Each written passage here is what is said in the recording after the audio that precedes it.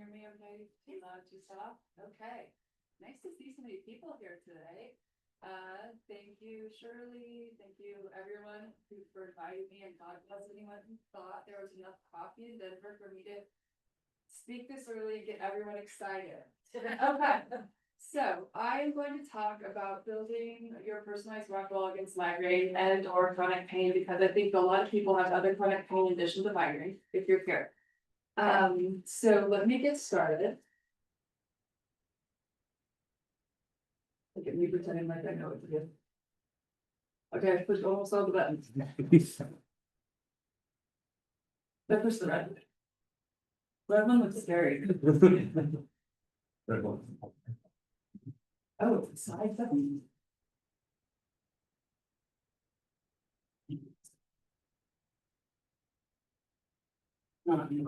Nope, not you.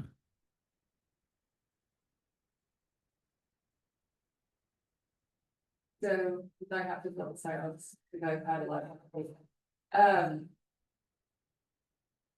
This will start off with some of the stuff I do, which hopefully is all going to change the next year. I'm quite a here. So here we go. There we go. Okay. So why do I do what I do? These are some pictures of me when I was young. Yes, I did have chronic daily migraine and the other pain, but I did it well. I really didn't have a pain-free memory. My first memory was a migraine. I had the daily migraine. I also developed a burning fire bone pain in my head and face. It was unremitting by the age of 14. I never got a break. It has been diagnosed as various things. I no longer think those are the diagnoses. Like I said, I've had quite a year. My father and my son have very similar histories, and it got worse with each generation. My son is actually very extremely bad, and I had to spend my last year really looking for ways to help him. So that is sort of changing, not my trajectory so much, but I have some different things I'm adding to what I'll be doing in the next year. I also had nausea and vomiting that were quite severe throughout most of my life. I used to be very underweight, and I had a drastic turnaround at the age of 30 after 26 years of this, but I still have continuous migraine and I still have daily pain.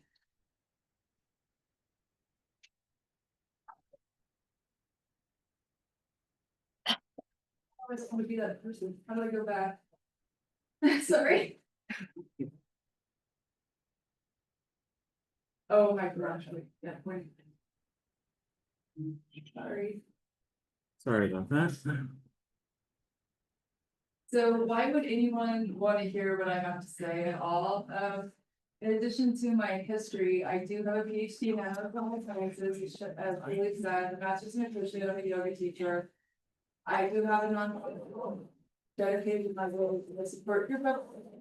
It's also an education group. I wrote a graphic novel for kids and adventurous adults with migraine called Super Zoe the Migraine Hero. And I'm the podcast host for Headwise, which is the podcast video cast of the National Headache Foundation. We have over 250 episodes. Although someone did tell me today that there are about 300, and that's probably right. We did stop numbering them. And I actually spend most of my time on that and speaking, consulting, and medical writing.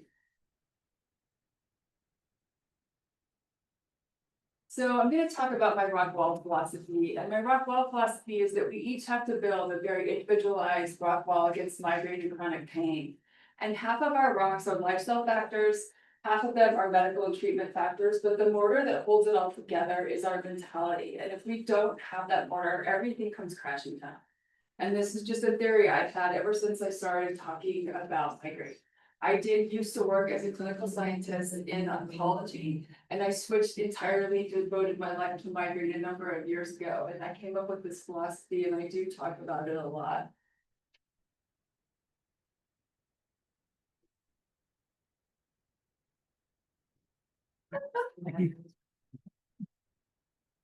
Should I just tell you when to forward it? Yeah, go ahead, forward.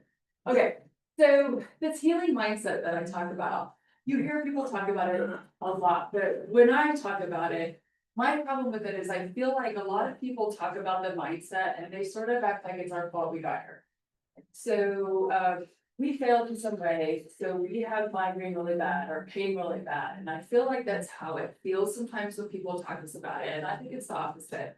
It's not our fault we got here, but I think that in order to get better, we have to gain exceptional control over our mental, emotional, and lifestyle factors, like superhero level, not average folk level. And that's how I look at this. Next slide, please. So I talk about the oncology mindset. Like I said, I used to work in cancer, and I spent all my days talking to breast cancer patients, drawing their blood, doing their histories and everything. And something became very obvious to me. And I think that we need to take on everything on that breast cancer side of mentality instead of what's in the chronic pain side. So if you think about it, breast cancer patients are seen as survivors or warriors, and chronic pain migraine patients are seen as weak and anxious. Breast cancer patients have identifiable markers of their disease, and we have no marker or visible proof of our disease. Breast cancer patients, everyone knows what they have is serious. And in our case, no one understands if people care. And breast cancer patients, their loved ones gather around and support them. And in our case, often loved ones just shun us. And so my challenge to everyone is for this mindset is to just reject everything on this side. You take on everything on that side when it comes to mindset, because this is how we get better. We need to see ourselves this way. Next slide, please. So as I was saying, we have to be stronger than everyone else physically and mentally. And there was a cancer patient that used to live in Denver, and she did a lot of speaking. And I realized one day when I went to her talk, that I was like, oh my goodness, this is what I've been doing all along. And I loved everything she was saying. She was an athlete, she was a cyclist. And her argument was that she kept her body and her mind in as tip-top a shape as possible because she had had more than one primary and she had had multiple recurrences. And so every time she had another diagnosis and had to go through chemo again and radiation again, her body and her mind were in such good shape that she fell down to only here instead of here. And that was why she felt like she was still alive and kicking and enjoying life. I feel that we have to do the same thing, so that every time we have a really high pain event or a horrible thing happen at work, we couldn't be there. We're only falling to here, we're not going to here, mentally or physically. Next.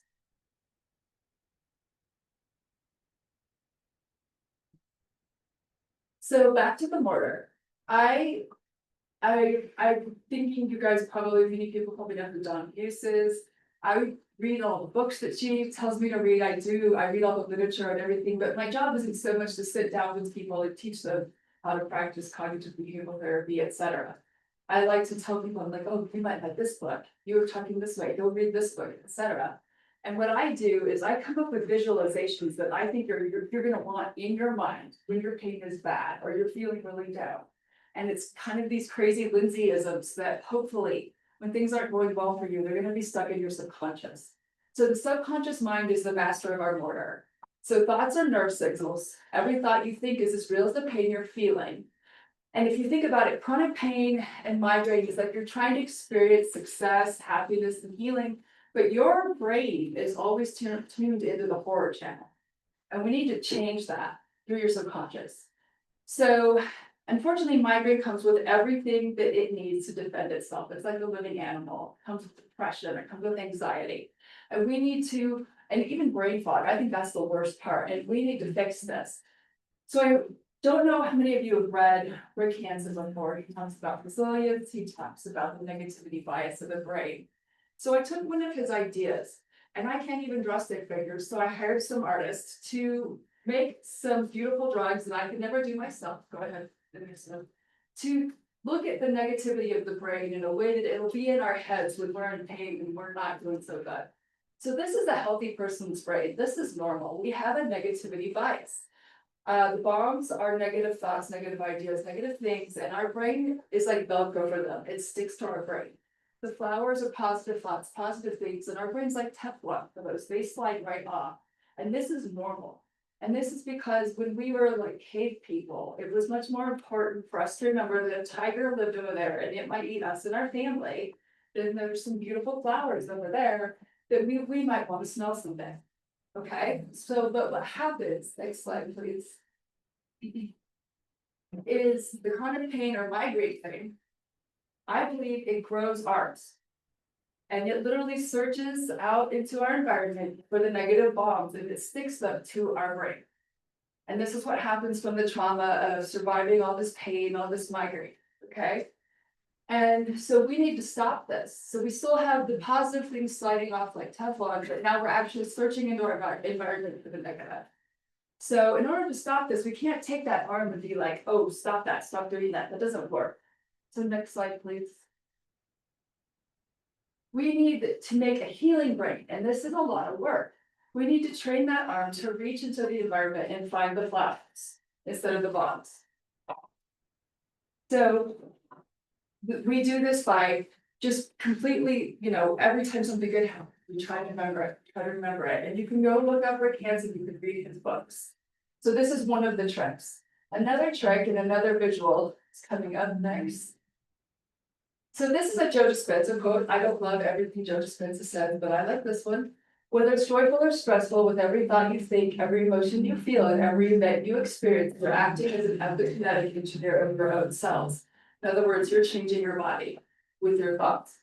So this is me, this is you, this is all of us, and we are flying through the jungle of life by grabbing onto thought vines, okay? So these are, the light ones are good thoughts, and the dark ones are more negative thoughts. Next slide. And if you zoom out, this is the jungle of life. And as you're grabbing these thoughts, if you are taking the more negative ones, you end up in the darker areas, lighter in the lighter areas. Up in the white, I've never been there. I don't know. I think it's reserved for like Dalai Lama and Tom Cruise. Over if you might have been there, I haven't been there. If you go there, call me. I want to hear. But this is something that I keep in mind when the migraine is just, it's killing me, right? I mean, these are things that I visualize. Next. Okay, so I'm gonna spit out some strategies slide by slide, and sometimes people are like, oh my gosh, she's giving us too many strategies too quickly. I do that on purpose. I do that because not everyone's gonna love every strategy. Whatever stands out to you, write it down, remember it, think about it. The first one, this is from cognitive behavioral therapy. These are cognitive distortions. Just go online, find cognitive distortions. You can go to psychcentral.com, there's a bunch there. And I'm not associated with them. And find the ones that stand out to you and be like, this is what I'm doing when I'm putting the box in my brain. I'm filtering, I'm straightening out all the positives in the situation and dwelling on negatives. I do this when I have a migraine. I'm overgeneralizing. I'm turning this isolated negative event into a pattern of defeat. I do hate the word catastrophizing because everyone uses that in reference to migraine patients, but it is one of the ones on the list. All right, so that is one strategy, is to find these things that you might be doing and notice when you're doing that and catch yourself. And you can look up, you can read all sorts of articles on how to work with these distortions. So this one is kind of silly. No, I'm not telling you to manifest something. I am telling you to refocus your pain-free memory. One of the things I noticed when I first started working with people with migraine is they are doing something different than I was because they had a pain-free memory. They were driving themselves crazy, remembering their pain-free life, beating their heads against the wall and wasting energy. And so I was thinking, and I didn't really have that. So that's why I noticed this, and it was so obvious to me. So one of the things I think people should do is when you're in pain, go to Pinterest. Don't follow Pinterest boards, but go to Pinterest and cut out pictures of the life you want that doesn't have pain in it. Put it into PowerPoint, and then you have that to look at when you're in pain and your mind's going down the pain spiral and you want something to keep your mind up. Next slide. You can want to be married to Jason Momoa. I'm not gonna. If you actually end up married to him, they'll call me because I'm gonna take credit for it on my website. Go next. Then another strategy. I know that we sometimes need the pain scales to communicate to our providers whether or not a certain new medication is working. So I'm not saying if your provider says keep track, don't do it. But otherwise, I hate the pain scale. I think we should all throw it out. Because the last thing we want to do is be sitting at work going, oh my God, my pain's a 6, going to be a 7 in 5 minutes. Once it's an 8, I have to go home. And then I'm going to miss this meeting. And then I'm not going to be able to drive to get my kid. I'm going to have to find someone to get my kid. And this is what we do. If you really think about it, you can catch yourself doing it. I occasionally still catch myself doing it, and I grew up in pain scale a long time ago, at least, you know, in my own cognizance. And so I think we should only think about whether we're thriving, functional, or we're homebound and bedridden. That's all that matters, especially with migraine, because think about it, it's not just the pain that's causing us problems. The nausea, the vomiting, the dizziness, whatever else it is. So what good is just the pain scale anyway, if there's other things that are causing you problems? There is a version in Super Zoe the Migraine Hero for kids that's super so a bummer if anyone is dealing with migraine in their kids. Next slide.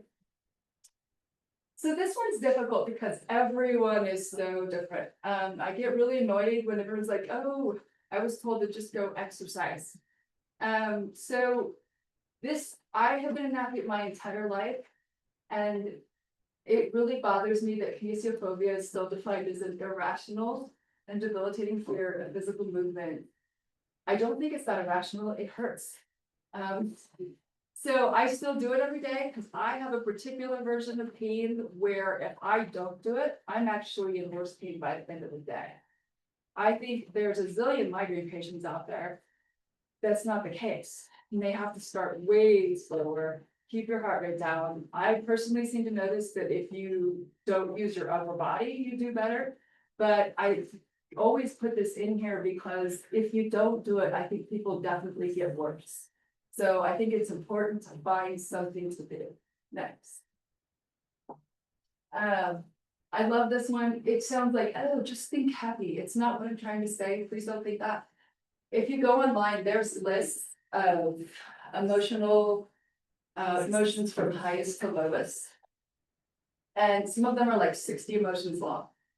And if you're having trouble because you're having a bad 6 months or a year or 10 years of migraine, you notice that your emotional frequency is just dropping. I tell people to set an alarm and check in with where you're at. And you would hit next again. Use your favorite strategies, whether it's music, exercise, vision board, to just bring it up even just one level, and you'd be amazed at where you are just a few days later.